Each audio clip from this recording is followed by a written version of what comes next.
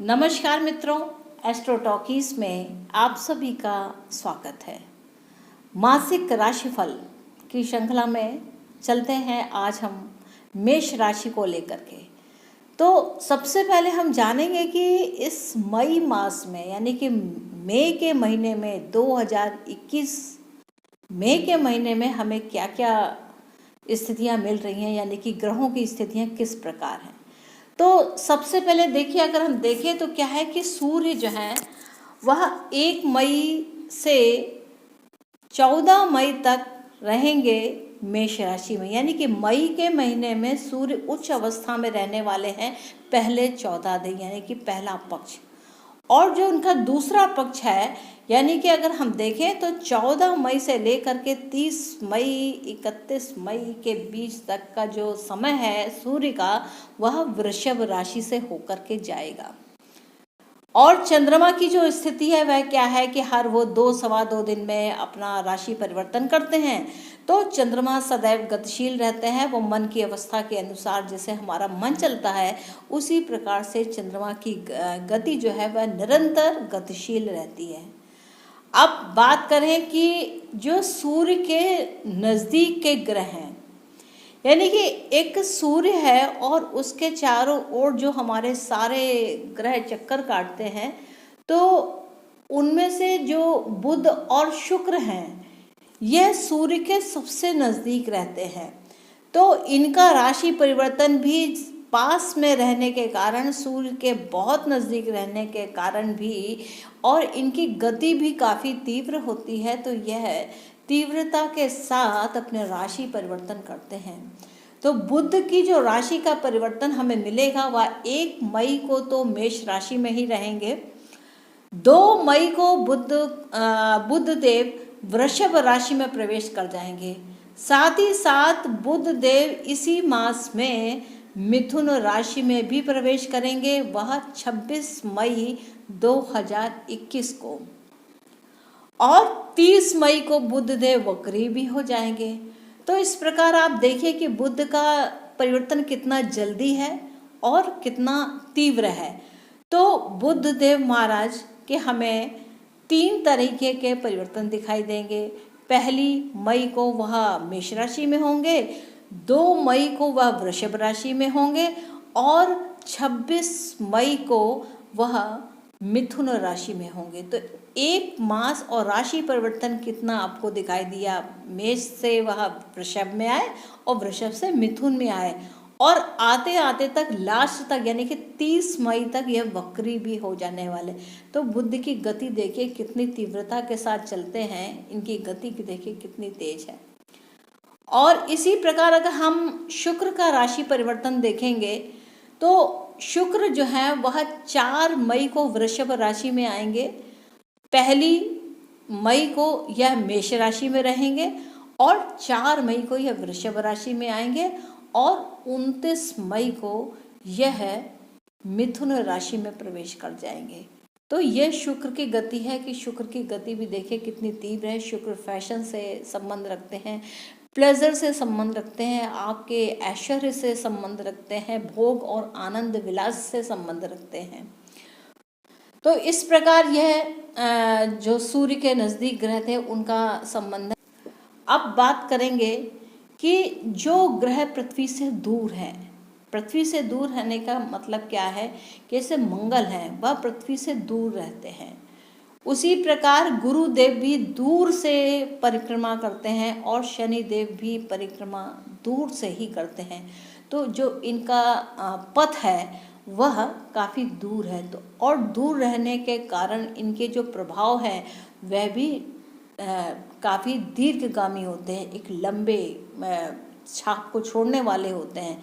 तो इस मास में मई के महीने में ना मंगल देव राशि परिवर्तन कर रहे हैं, ना गुरुदेव राशि परिवर्तन कर रहे हैं, ना शनि देव राशि परिवर्तन कर रहे हैं। साथ ही साथ राहु और केतु की जो स्थिति है वह भी अपनी ही राशि में ही हैं, उनका भी कोई भी राशि परिवर्तन नहीं है।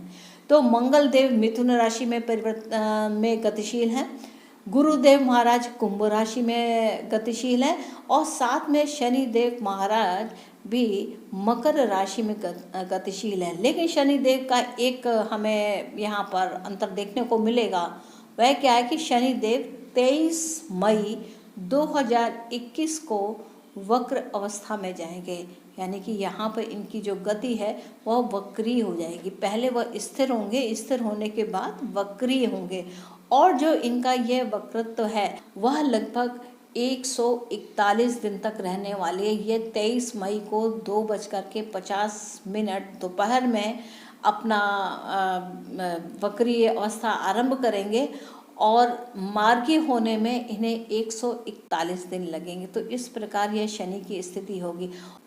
और राहु की बात करें तो राहु देव वृषभ राशि में ही गोचर कर रहे हैं, और वहीं केतु देव वृश्चिक राशि में गोचर कर रहे हैं। तो यह थी ग्रहों की स्थिति। अब हम लोग चलते हैं अपने चार्ट पर।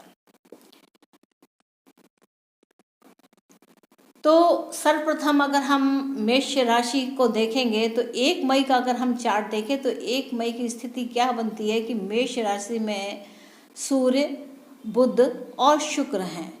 यानी कि यहाँ पर क्या है कि आपकी वाणी की चतुरता आपके साथ में है। साथ ही साथ क्या है, सूर्य देव जो उच्च के होते हैं, यानी कि आपकी इच्छाओं के भाव के, आपकी जो बहुत समय से आप जिस समय का इंतज़ार कर रहे थे, यानी कि बहु प्रतीक्षित आपकी जो भावनाएं थी, इच्छाएं थी, उनको पूर्ण करने का समय है। और इस समय पे शिक्षा को लेकर के अगर आप अच्छी भावना रख रहे हैं, या आप कोई डिग्री वगैरह लेने के उत्सुक हैं, या आप किन्हीं प्रतियोगी परीक्षाओं में अपना फॉर्म वगैरह डाल रहे हैं, तो यह समय एकदम उत्तम है। आपको सरकार के सहयोग के द्वारा आपकी वह मनोवांछित इच्छा पूर्ण होगी। बुध की बात करें तो बुध देव आपके जो हैं वह तृतीय भाव और षष्ठ भाव के स्वामी हैं। यानी कि क्या है, आपकी मेहनत, आपका कंपटीशन, आपके साथ में बुध आपके ही लग्न में, यानी कि आप इस समय पर काफ़ी मेहनत कर रहे हैं और काफ़ी गतिशील हैं। और 1 मई को ही अगर हम चंद्रमा की स्थिति को देखते हैं तो चंद्रमा आपके नवम भाव से गोचर कर रहे हैं, यानी कि भाग्य का पूर्ण सहयोग है। इस मई मास में जब आप अपना यह आरंभ कर रहे हैं, उस समय पे जो चंद्रमा की स्थिति है वह नवम भाव से गोचर कर रही है, यानी कि चतुर्थ भाव का स्वामी जो है वो भाग्य भाव में है, यानी कि यह आपके भाग्य की वृद्धि कर रहा है, और दूर देश की यात्राओं से भी संबंध कर रहा है। चौथा भाव आपका स्व का भाव है, आपके सुख का भाव है, और यह जो आपका सुख है वह कहीं ना कहीं दूर देश की यात्राओं से संबंध करता हुआ यहाँ पर दिखलाई देता है। बात करें शुक्रदेव की, देखिए शुक्रदेव आपके जो हैं वह लग्न में ही स्थापित है, और ऐसी स्थिति में यानी कि आपको अपने जीवन साथी, आपके स्पाउस का पूरा सहयोग दिखाई दे रहा है, और आप यहाँ पर अपने आप को काफ़ी ऊर्जावान महसूस करते होंगे। बात करें अगर हम शनि देव की, आपके कार्य क्षेत्र विस्तार की बात करें तो शनि देव देखिए इस समय पर श्रवण नक्षत्र में हैं, और श्रवण नक्षत्र के तृतीय पद में है, जिसका संबंध बुध से होता है। यानी कि आपके लिए, आपकी राशि के लिए बुध का क्या मतलब है? बुध का मतलब है तृतीय भाव से संबंध है, साथ ही षष्ठ भाव से संबंध है। यानी कि मेहनत, कॉम्पिटिशन्स के द्वारा आप अपने रोजगार के स्थान पर काफ़ी स्तंभ स्थापित कर सकते हैं। आप एक फ्लैग की तरह आप उसको लेकर के अवतरित हो सकते हैं, जिसमें आपके क्या है, अगर आपने अपने गुरुदेव की बात को ध्यान में रखा, क्योंकि आपके जो नवम भाव के स्वामी हैं वह चंद्र हैं, और इस नक्षत्र के जो स्वामी हैं वह चंद्र हैं, और श्रवण नक्षत्र से संबंध रखते हैं। तो क्या होता है कि ये जो चंद्रमा है, यानी कि जो श्रवण का काम करते हैं, जो सुन के अपने गुरु की आज्ञा का पालन करते हैं, उनकी बात को समझते हैं, वह इस समय पर श्रवण नक्षत्र की शक्ति के द्वारा अपने कीर्तिमान स्थापित करने में सफल होंगे। बात करें गुरुदेव की तो कि गुरुदेव आपके लाभ देने की स्थिति में है, लाभ के भाव में है।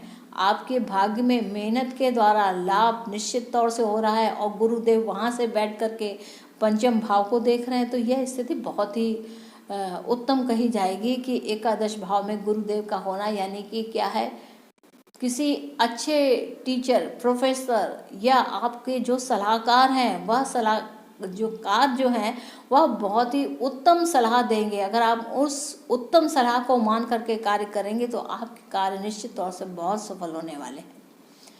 तो मित्रों, ये है मेष राशि के बारे में। और यहाँ पे जो परिवर्तन आएगा वह क्या आएगा? बुध का परिवर्तन आएगा, शुक्र का परिवर्तन आएगा। तो ये जो बुध और शुक्र हैं ये वेरी क्विकली अपनी चीज़ों को बदलते हैं। ये बहुत फास्ट मूविंग प्लैनेट है, चटपट सोचते हैं और उस पर काम करते हैं। बुध और शुक्र को कहा जाए तो ये सूर्य के चापलूस भी होते हैं, यानी कि इनके अंदर ये बौद्धिक क्षमता होती है कब कहाँ रिलेशन बनाना है, कहाँ पर कैसी बौद्धिक तार्किकता के साथ काम करना है कि ये मेरा काम सफल हो जाए। तो ये बुध और शुक्र का एक मेन है। बुध का संबंध बौद्धिक क्षमता से है, तार्किक क्षमता से है। और साथ ही साथ क्या है, जो शुक्र है वो शुक्र क्या है, आपके द्वितीय भाव धन भाव के स्वामी हैं। साथ ही साथ क्या है, ये सप्तम भाव के भी स्वामी हैं।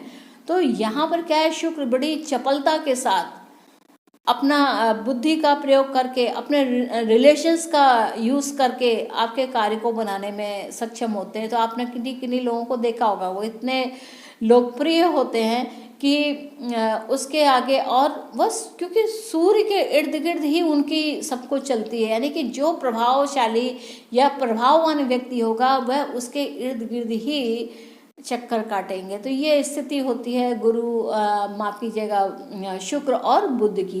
तो इस प्रकार आप देख के आ रहे हैं कि जब ये बुध जो है वृषभ राशि में जाएंगे तो क्या है, बुध का संबंध राहु से होगा तो क्या वाणी की चतुरता बदल जाएगी। वाणी बिल्कुल बिजनेस क्लास की वाणी होगी। आपका जो आप बात करेंगे वो बिल्कुल, क्योंकि शुक्र की राशि है और यह जो राशि होगी बहुत सोच समझ करके, और उसमें राहु का आ जाना तो ये और भी ज़्यादा प्रभावशाली बन जाता है। बाकी देखें तो क्या है कि जो दूर से चलने वाले जो ग्रह हैं, जैसे मंगल है, गुरु है, शनि है, इनकी दशा में ज़्यादा परिवर्तन नहीं है। हाँ, शनि अपनी वक्री अवस्था को लेकर के आएंगे और प्रभाव देंगे। मित्रों, ये तो था मेष राशि का मासिक राशिफल। और आप अगर मेरे चैनल को पसंद करते हैं, लाइक करते हैं, आपको यह एपिसोड अच्छा लगता है, then please do like, share and subscribe my channel Astro Talkies. और मिलते हैं शीघ्र ही वृषभ राशि को लेकर के। तब तक के लिए नमस्ते।